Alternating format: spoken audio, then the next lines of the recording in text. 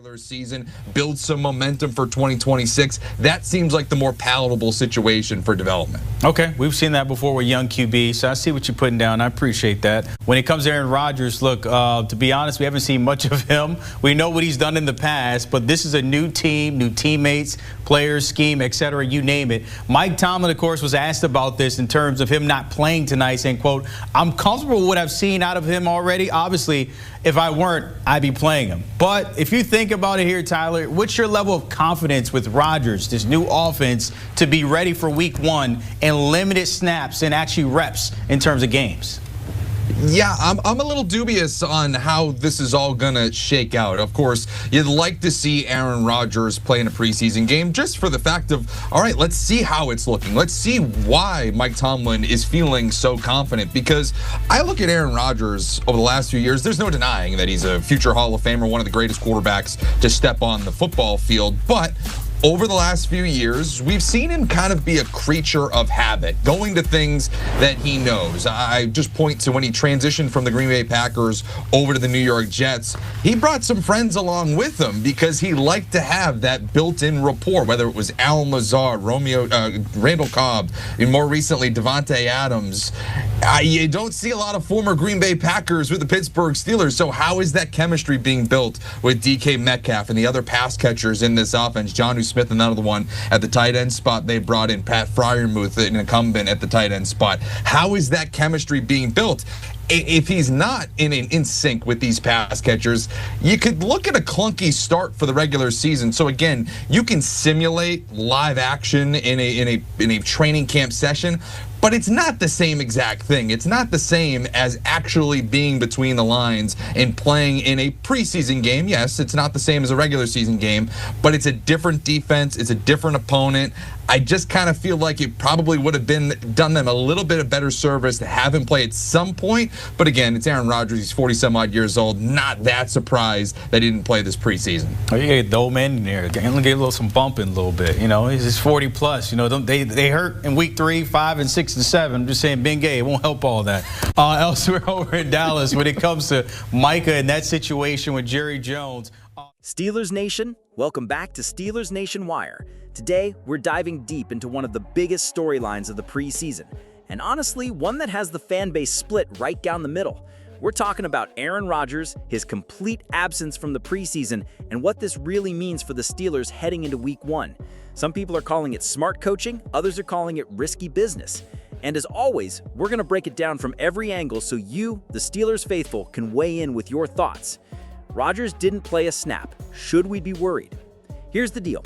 Aaron Rodgers hasn't played a single preseason snap for the Pittsburgh Steelers. Not one. Mike Tomlin came out and addressed it directly, saying, "I'm comfortable with what I've seen out of him already.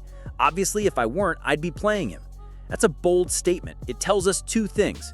Tomlin has seen enough in practice and joint sessions to believe Rodgers doesn't need preseason reps.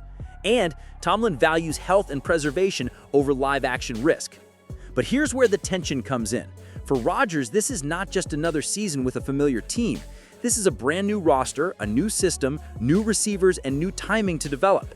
He doesn't have his old Green Bay buddies like Randall Cobb or Devontae Adams, the guys he leaned on when he went to the Jets.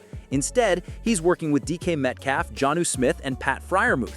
All talented players, no doubt, but the chemistry, that still has to be built, and you don't always get that just by running drills in practice. Practice versus preseason. Is there really a difference? Now let's talk about the argument for Tomlin's decision. The Steelers have leaned heavily on joint practices this offseason. And if you've been following closely, those sessions against Tampa Bay were run at high intensity. Coaches will tell you that joint practices can actually be more valuable than preseason games because they're controlled, they allow for situational work, and they eliminate some of the randomness you see in exhibition matchups. But let's be honest here, you can't fully replicate live-action game action. Preseason might not be the regular season, but it's still different when you're lining up against another team with live tackling, a real pass rush, and the unpredictability of an actual game environment. Rodgers thrives on timing and chemistry. He's a rhythm quarterback, and while practice helps, it's fair for fans to worry. Are the Steelers risking a sluggish start by keeping him completely on the sidelines until week 1? The risk factor, Rodgers' age and durability. Another key element here is Rodgers' age. He's 40 years old, and that means two things. The risk of injury is higher, and the need for rhythm and comfort is higher too.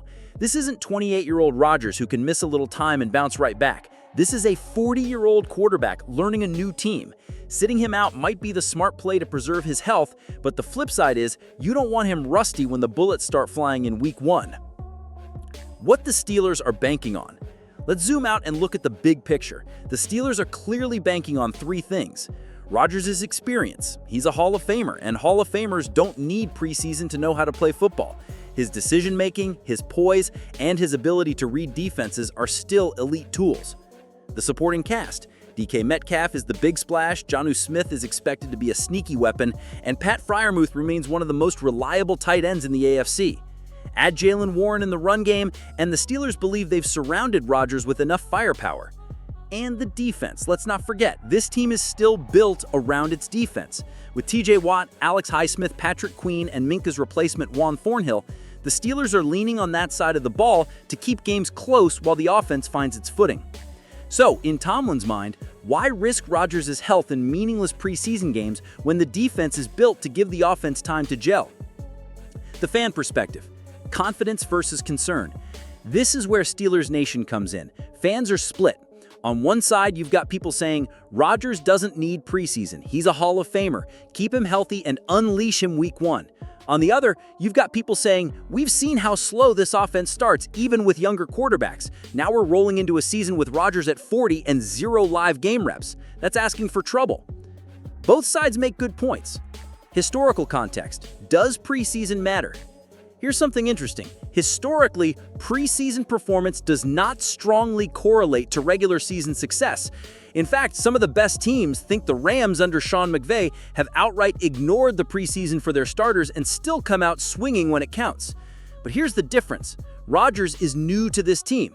He's not Stafford in LA with Cooper Kupp and a well-oiled offensive system.